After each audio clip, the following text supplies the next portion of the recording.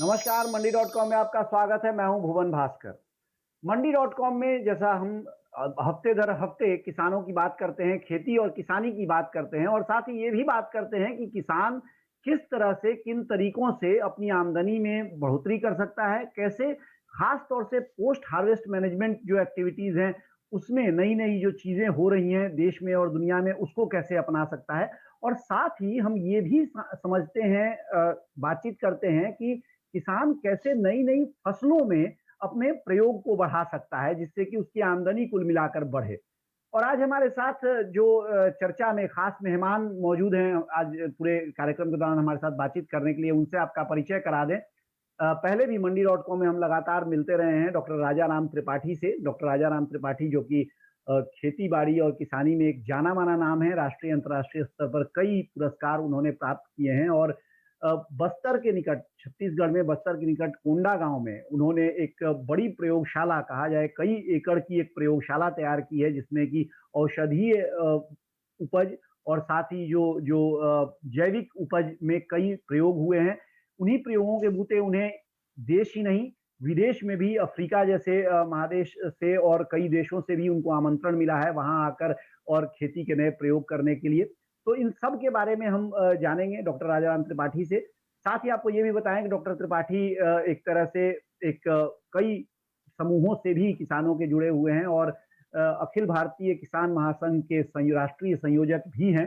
तो उस नाते भी उनसे हम समझने की कोशिश करेंगे कि जो एक तरह से कहा जाए कि जो देश में जो किसानों को लेकर जो भी नैरेटिव चल रहा है, उसमें किसान क्या सोच रहे हैं, किस तरह से सोच रहे हैं। डॉक्टर साहब, आपका स्वागत है मंडी डॉट कॉम में। जी नमस्कार भुवन जी। डॉक्टर साहब, बातचीत की शुरुआत हम वहीं से करते हैं जो आपका एक तरह से कहा जाए कि विशेषज्ञता आपकी है, आपका खास एक एक आप जो यूएसपी आपका कहा जाता है वो है कि आप एक ऐसे इलाके से आते हैं जो जिसको गरीबी के लिए और आदिवासी किसानों के लिए जाना जाता है, लेकिन वहां भी आपने जो प्रयोग किए हैं उसने ये दिखाया है कि कैसे खेती से किसानों की आमदनी वास्तव में बढ़ाई जा सकती है। इसके बारे में जो आपका अनुभव रहा है वो थोड़ा संक्षेप में हम लोगों को बताइए, और उसमें किसानों के लिए क्या है, क्या कुछ है जिससे वो सीख सकते हैं, जो दूसरे देश के दूसरे हिस्से के किसान हैं वो भी। भुवन जी, जैसे कि आप जानते हैं कि बस्तर बहुत ही पिछड़ा क्षेत्र है और यहाँ लगभग 44% भाग में जंगल है और आदिवासी बहुल क्षेत्र है और मैं उन्हीं के बीच पैदा हुआ, पला बढ़ा। तो यह क्षेत्र धान की खेती के लिए जाना जाता है। हम लोग भी बचपन में धान की खेती करते थे और धान की खेती काफी बड़े क्षेत्र में करते थे। तो जैसे कि कहावत है कि पेडी एंड पॉवर्टी गोज टुगेदर, यानी धान की खेती और गरीबी दोनों का चोली दामन का साथ है। तो कुल मिला के हमें लगता था कोई फायदे वाली खेती ढूंढे, क्योंकि धान की खेती से उतना फायदा नहीं हो पाता था और कई बार नुकसान भी होता था। तो हम लोगों ने जड़ी बूटियों की खेती की ओर रुख किया, क्योंकि जो पोस्ट हार्वेस्ट में जो प्रसंस्करण इकाइयां वो नहीं है बस्तर में, वैसे तो हमारे देश में भी पर्याप्त नहीं है अभी। तो चाहे साग सब्जी की खेती करें तो यदि ज्यादा मात्रा में उत्पादन हो गया और तुरंत नहीं बिका तो टमाटर 2 दिन में खराब हो जाती है, सब्जियां खराब हो जाती थी। तो सब्जियों की खेती में हमने देखा कि घाटा हो रहा है, तो ऐसी चीज उगाएं जो जल्दी खराब ना हो। और जड़ी बूटियां चूंकि सालों साल तक उन्हें हम रख सकते हैं, इसलिए हम लोगों ने उधर रुख किया। दूसरी बात थी कि जो धान, गेहूं, सरसों, इन सब की खेती में केवल उसका बीज बिकता है, बाकी हिस्सा चाहे धान का है, गेहूं का जो भूसा है या पराली है, वो तो आज समस्या बन गया है उसको ठिकाने लगाना। लेकिन मार्केट यानी पैसा देने वाला भाग केवल उसकी धान की बाल या गेहूं की बाल या सरसों के बीज है। तो जड़ी बूटियों में पूरा का पूरा पौधा ही बिक जाता है, जड़ भी बिक जाता है और कई के बीज भी बिक जाते हैं, तो पौधे के कई भाग बिकते हैं। तो हमने देखा कि हाँ, ये ज्यादा फायदा दे सकता है। इसीलिए हम लोग जड़ी बूटियों की खेती की ओर आगे बढ़े। फिर एक बात दिमाग में थी कि जमीनें हम लोगों के पास ज्यादा मात्रा में नहीं है, जनसंख्या बढ़ी हुई है, तो क्या उगाएं, कि क्या उगाएं और कैसे उगाएं। तो इसको सोच के हम लोगों ने ऐसी खेती करने की सोची कि जिससे कि 1 एकड़ की खेती को 20 एकड़ में बदलें। तो हमने वर्टिकल फार्मिंग जो है उसकी ओर ध्यान दिया कि पेड़ लगा दें और पेड़ों के ऊपर हम ऐसी चीजों को चढ़ाएं, लताओं को चढ़ाएं जो 10-20 फीट 50 फीट तक जाए और उत्पादन देते रहे, यानी हवा में खेती। तो ये एक मॉडल हम लोगों ने विकसित किया। काली मिर्च पेड़ों पे चढ़ाया, ऑस्ट्रेलियन टीक के पेड़ लगाए। अब ऑस्ट्रेलियन टीक एक ऐसा पौधा है जो नाइट्रोजन भी फिक्सेशन करता है। जी जी, पहले उस पर बात करते हैं जो ये आपने किस तरह से जो धान से सब्जियों पर आप आए और सब्जियों से आप जड़ी बूटियों पर आए। लेकिन जड़ी बूटियों की खेती ये ऐसी खेती है जो कई किसान चाहते हैं कि वो करें, लेकिन जैसे ही खेती के बाद वाला जो मसला आता है, यानी उसको बेचना, उसके लिए बाजार खोजना, तो वहां पे आके किसान अक्सर ठिठक जाता है। आपने इसके लिए क्या किया? और साथ ही उस संदर्भ में भी सवाल को मैं आपसे पूछूंगा कि क्योंकि आपने एक एक बहुत बढ़िया और बड़ा संगठन भी बनाया है, खास तौर से जो हर्बल और मेडिसिनल प्लांट्स की खेती करने वाले किसान हैं, तो इस तरह के संगठन कितने मददगार हो सकते हैं बाजार खोजने में, और कैसे आपने खोजा बाजार? भुवन जी, आप बिल्कुल ठीक कह रहे हैं कि जड़ी बूटियों की खेती में उगाना तो सरल है, बल्कि कहना ठीक होगा कि जड़ी बूटियों की खेती परंपरागत फसलों की अपेक्षा खेती करना सरल है। लेकिन जब उसको बाजार के लिए जाते हैं तो वहां उसका मुकाबला जंगल की जड़ी बूटियों से होता है। तो जंगल की जड़ी बूटियों में केवल कलेक्शन चार्ज देना पड़ता है, एकत्रीकरण का मजदूरी देनी पड़ती है। तो ये दिक्कत आती है कि रेट उसका सही मिलता नहीं है। हमने देखा कि विदेशों में भारत की जो जड़ी बूटियां हैं या अन्य देशों की जड़ी बूटियां अगर वो जंगल से आती है तो प्रतिबंधित है, वो खेतों से आनी चाहिए, क्योंकि जंगल आने वाली पीढ़ियों की धरोहर है, ये माना जाता है। तो इसलिए हमने विदेशी बाजारों का रुख किया। करीब 34 देशों के खेती का और कृषि बाजार का हमने अध्ययन किया। मैंने प्लानिंग बना के गए वहां पे, और हमने देखा कि जैविक पद्धति से अगर उगाएं तो एक अच्छा बाजार है, पहली बात। दूसरी बात यह है कि इनकी डिमांड होती है bulk quantity and homogeneous quality, यानी समान रूप, समान ग्रेडिंग का माल हो और क्वांटिटी भी बड़ी हो। तो एक छोटे किसान के लिए संभव नहीं है। तो हम लोगों ने कोऑपरेटिव बनाया, बहुत सारे छोटे छोटे किसान मिलकर। पहले Chhattisgarh herbal agro marketing federation बनाया, फिर बात नहीं बनी कि केवल एक प्रदेश को जोड़ेंगे तो बात नहीं बनेगी, क्योंकि अलग अलग जलवायु की जड़ी बूटियां अलग अलग जगह होती हैं। तो हम लोगों ने central herbal agro marketing federation of India, संक्षेप में उसको चैंप कहते हैं, बनाया। उसकी वेबसाइट बनाई और पूरे विश्व में सब जगह उसके जरिए अपने भारत की जड़ी बूटियों को आगे बढ़ाया। तो तब हमें जाके मार्केटिंग मिली। बने रहिए हमारे साथ, देखते रहिए मंडी डॉट।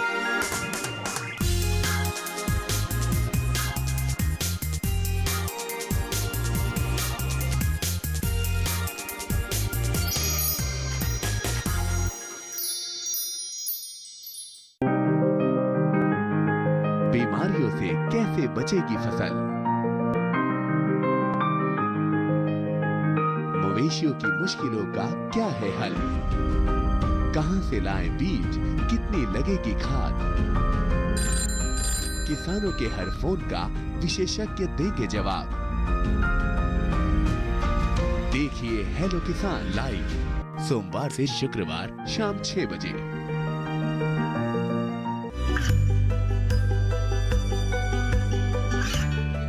गांवों और पिछड़े क्षेत्रों में सरकारी योजनाओं की जानकारी पहुंचा। देश में कौशल और क्षमता विकास कर ग्रामीणों को सामाजिक बदलाव और विकास से जोड़ने की दूरदर्शन किसान की पहल चौपाल चर्चा देखें सोमवार से शुक्रवार सुबह 9 बजे।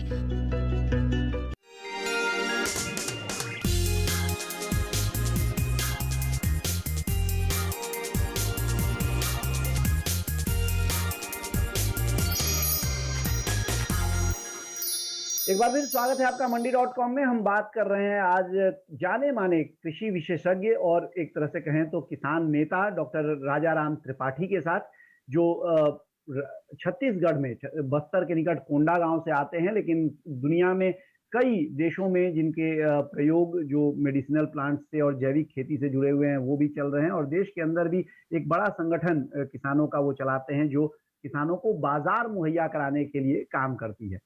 डॉक्टर साहब, जो चर्चा हम कर रहे थे और जिसमें मैंने आपको बीच में ही रोक दिया था, फिर अब वहीं से इस बात की शुरुआत करते हैं। धान की खेती एक तरह से देखा जाए तो बहुत आसान खेती मानी जाती है। कहते हैं कि एक बार बुआई करने जाना होता है, एक बार कटाई करने जाना होता है, थोड़ी अतिशयोक्ति इसमें हो सकती है, लेकिन कुल मिलाकर ये है कि बहुत आसान खेती मानी जाती है। और देश के कई हिस्सों में तो हम देखते हैं कि पूरी तरह से किसान धान की खेती पर ही आश्रित हैं। वहां पे जरूर सरकार का लगातार प्रयास ये हो रहा है कि डाइवर्सिफिकेशन किया जाए, धान से निकल के किसान दूसरे जो फसलें हैं उसमें जाएं, सब्जियों में जाएं। लेकिन इन प्रयासों में क्या कुछ कमी रह रही है, या क्या ऐसा है जो किसान बार बार समझाने, और एक तरह से जो आप कह रहे थे कि पैडी इज फॉर पॉवर्टी, इसके बावजूद भी किसान उस धान की खेती से निकलने के लिए तैयार नहीं है? मोहन जी, आपने पहले ही जो बात उठाई थी कि उगाने के बाद विपणन यानी मार्केटिंग की समस्या किसानों को सबसे ज्यादा आती है। तो धान, गेहूं जैसी परंपरागत फसलें चूंकि मंडियों में या आसपास में बिक जाती हैं, लेकिन वनौषधियों की खेती का जो बाजार है वो एक बड़ा ग्रे एरिया है। कोई सुगठित या ऑर्गेनाइज्ड मार्केट नहीं है वनौषधियों का, या नई फसलें जैसे हैं, जैसे सूरजमुखी लगा लें, सोयाबीन लगा लें। तो इस कारण से किसान परंपरागत फसलों के दायरे से बाहर नहीं निकल पा रहे हैं। लेकिन हमको उधर जाना ही होगा भुवन जी। ग्लोबल मार्केट जिस तरीके से बढ़ रहा है, दिखा दिया कि स्वास्थ्य और हमारी रोग प्रतिरोधक क्षमता से बढ़ के कुछ भी नहीं है।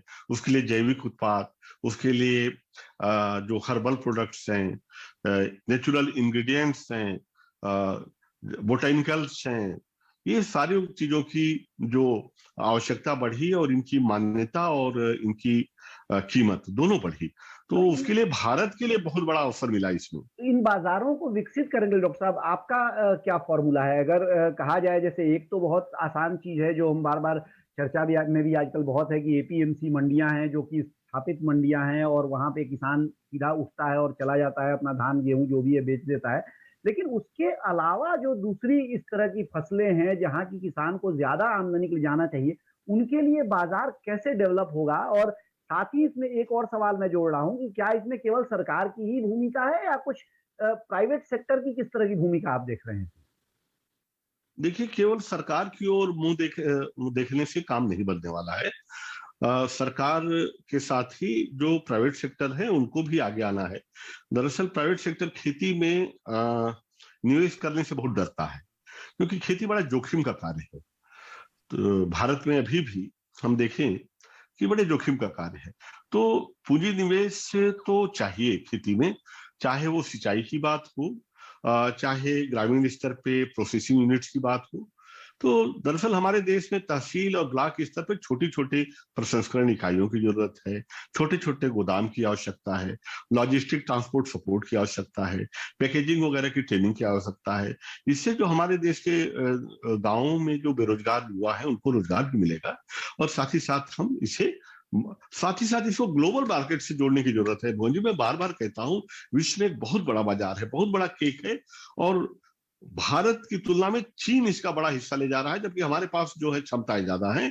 तो इसके लिए आवश्यकता है सरकार भी पहल करे, और किसान भी, सरकार, किसान और व्यवसायी, मैन्युफैक्चरर्स, एक्सपोर्टर, सब कोई मिलके, ये एक चेन है। चेन की हर कड़ी जब तक नहीं जुड़ेगी तब तक हम अंतर्राष्ट्रीय मार्केट में, ग्लोबल मार्केट में, वैश्विक बाजार में अपना जो शेयर है वो नहीं ले पाएंगे। उसी दिशा में जो हम लोगों ने एक संगठन चैंप बनाया, ये किसानों का संगठन है। इसका किसी जिंदाबाद मुर्दाबाद से कोई लेना देना नहीं, विशुद्ध रूप से मार्केटिंग का एक प्लेटफॉर्म है जहां पे हर एक को समान अवसर है। इसी के जरिए हम लोगों ने ग्लोबल मार्केट की खिड़की खोल पाए हम, और जिससे हमें थोड़ी बहुत समृद्धि मिली। वो रास्ता, वहां से रोशनी की किरण दिखती है। और यह मॉडल, बस्तर का मॉडल, बाकी जिलों के लिए, बाकी राज्यों के लिए भी एक अनुकरणीय उदाहरण बन सकता है। थोड़ा बहुत फेरबदल अलग अलग जिले में, अलग अलग जलवायु के अनुसार, फसलों के अनुसार होगी, और सरकार की मदद बेशक लेनी चाहिए। हमने CSIR की, केंद्र शासन की जो रिसर्च एजेंसी है, उनकी मदद से स्टीविया पे नई प्रजाति बनाई, आज वो पूरे भारत में जाएगी। जो स्टीविया में बड़ी समस्या थी कि इसमें कड़वाहट होती थी। तो ग्लोबल मार्केट में हमारी स्टीविया कहीं खड़ी नहीं होती थी।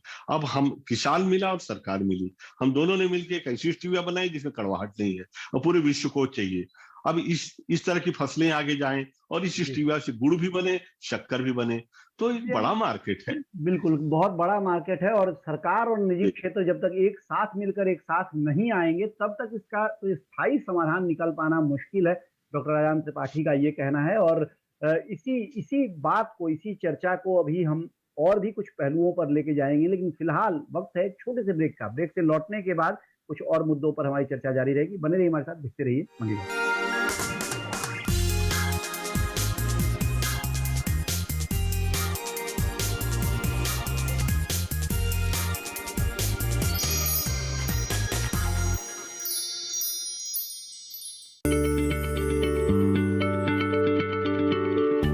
क्या आप किसी बीमारी से परेशान हैं? चाहते हैं डॉक्टर की सलाह? तो हम हैं आपके साथ, बताएंगे आपको जीने की राह। समस्याएं आपकी, समाधान देश के मशहूर विशेषज्ञों के। घर बैठे बात करें देश के जाने माने डॉक्टरों से। हमारे लाइव प्रोग्राम स्वस्थ किसान में हर शनिवार शाम 6 बजे से 7 बजे तक। ये कामयाबी है अन्नदाता की। ये कहानी है खेत और खलिहानों की। कैसे करें अपने पशुओं की देखभाल, जानिए गांव-गांव के किसानों का हाल।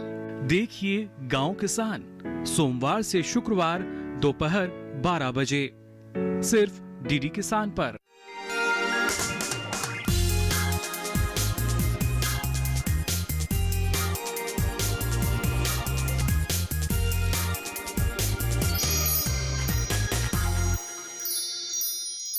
एक बार फिर स्वागत है आपका मंडी.com में। हम बात कर रहे हैं आज डॉक्टर राजाराम त्रिपाठी से, जो जाने माने किसान नेता हैं और जाने माने किसान खुद भी हैं, जैविक और खास तौर से जो औषधीय पौधे, औषधीय खेती है उसके लिए। हम डॉक्टर राजाराम त्रिपाठी से जो बात अब तक हमने कार्यक्रम में की, उसमें हमने बाजार तलाशने की बात की, हमने क्रॉप डाइवर्सिफिकेशन की बात की और साथ ही हमने ये भी बात की कि जो कृषि इतना बड़ा क्षेत्र है कि वहां पर किसानों के लिए अवसर हैं जरूर, लेकिन उन अवसरों को बनाने के लिए, पकाने के लिए बहुत बड़ी मात्रा में निवेश की जरूरत है और इस निवेश के साथ निजी क्षेत्र को भी आना होगा कृषि क्षेत्र में। लेकिन निजी क्षेत्र के आने के लिए जरूरी है कि जो खेती है उसको कहीं ना कहीं मुनाफे का धंधा भी बनाया जाए, तभी निजी क्षेत्र आएगा। अदरवाइज तो केवल सरकार ही रहेगी, जैसे पिछले 70-80 साल से सरकार ही एक तरह से मुख्य खिलाड़ी रही है। डॉक्टर त्रिपाठी, आपसे इसी संदर्भ में और आपने बड़ी अच्छी बातें कही कि कई छोटे छोटे वेयर हाउसेज की जरूरत होगी, छोटे छोटे प्रोसेसिंग प्लांट्स की जरूरत होगी। सरकार की ओर से जो कुछ प्रयास हुए हैं, जिनमें कि लगातार जो चर्चा होती रही है, कृषि सुधार के कानून हैं, उन पर हालांकि हम अलग से चर्चा नहीं कर पाएंगे, हमारे पास समय बहुत ज्यादा बचा नहीं है, लेकिन मैं थोड़ा सा कुछ उसके पहलू हैं वो आपसे थोड़ा समझना चाहूंगा। जैसे एक कॉन्ट्रैक्ट फार्मिंग का उसमें जो एक कानून है, और क्योंकि आप छोटे छोटे किसानों के साथ मिलके आप भी काम करते हैं और आपका एक संगठन भी है, तो ऐसे में अच्छा, कॉन्ट्रैक्ट फार्मिंग एक ये भी चीज समझने की है कि पहले से देश में हो रहा है और बड़े पैमाने पर बहुत जगहों पर हो रहा है, तो ये कानून आने से क्या फर्क पड़ेगा उन परिस्थितियों में जो पहले से चल रही हैं, या जो पहले से जहाँ पे कॉर्पोरेट्स के साथ किसान संगठन मिलके काम कर रहे हैं, या अलग अलग किसान भी बहुत जगहों पर कॉर्पोरेट्स के साथ काम कर रहे हैं, क्या फर्क आएगा और कितना ये एक तरह से कहा जाए मददगार ये हो सकते हैं किसानों की आमदनी बढ़ाने में? भुवन जी, कॉन्ट्रैक्ट फार्मिंग कोई नई अवधारणा नहीं है। नील की खेती से लेके तब से चली आ रही है और अभी भी कई क्षेत्रों में कॉन्ट्रैक्ट फार्मिंग हो रही है और सरकार ने भी एक कॉन्ट्रैक्ट एक्ट लाया है। सवाल ये है कि हमारे यहाँ 84% किसान 4 एकड़ वाले हैं, यानी मार्जिनल फार्मर है, सीमांत किसान है। और जब कॉन्ट्रैक्ट होता है तो जो अभी तक जो कॉन्ट्रैक्ट फार्मिंग हो रही है, कई जगहों पे हमने पाया कि जो कंपनियां आती हैं उनका लक्ष्य होता है विशुद्ध मुनाफा, केवल मुनाफा होता है। तो फायदे की तो साथी हैं, लेकिन जब घाटा होता है तो हाथ झाड़ लेते हैं, और बायबैक एग्रीमेंट वगैरह करने के बावजूद कई बार किसानों के माल नहीं लेते, तो किसानों को बड़ी दिक्कत होती है। ऐसी स्थिति में सरकार को इस किसान के पक्ष में खड़ा होना चाहिए। कॉन्ट्रैक्ट एक्ट ऐसा हो जिसमें किसानों का एक्सप्लॉयटेशन न होने पाए, ये चीजें होनी चाहिए। और कुछ खामियां अभी जो कॉन्ट्रैक्ट एक्ट में हम लोगों को लगी, हम लोगों ने सरकार के सामने लाया कि ये दिक्कतें हैं, और ये इसके कारण से ऐसा हमें प्रतीत होता है कि कॉर्पोरेट जो है किसानों को शोषण करने की उसे जगह मिल जाएगी। तो ये कॉन्ट्रैक्ट फार्मिंग एक अच्छी चीज है और प्राइवेट प्लेयर भी आने चाहिए, लेकिन हमें ख्याल रखना होगा कि ये केवल मुनाफे के लिए आ रहे हैं। हमारे लिए एग्रीकल्चर है, कृषि जो है संस्कृति है, उनके लिए एग्रो बिजनेस है केवल।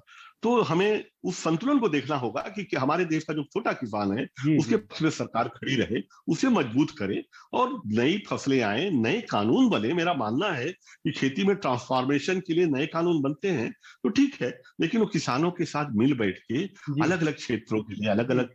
डॉक्टर साहब, आपने बिल्कुल सही बात कही है, और इनफैक्ट आपने खुद भी ये कहा कि कॉन्ट्रैक्ट फार्मिंग तो देश में हो ही रहा है, कोई नई चीज नहीं है। तो ऐसे में ये एक अच्छी चीज है कि कम से कम एक कानून के दायरे में उसको लाया गया है, तो उसमें फिर धीरे धीरे सुधार की गुंजाइश हमेशा रहती है।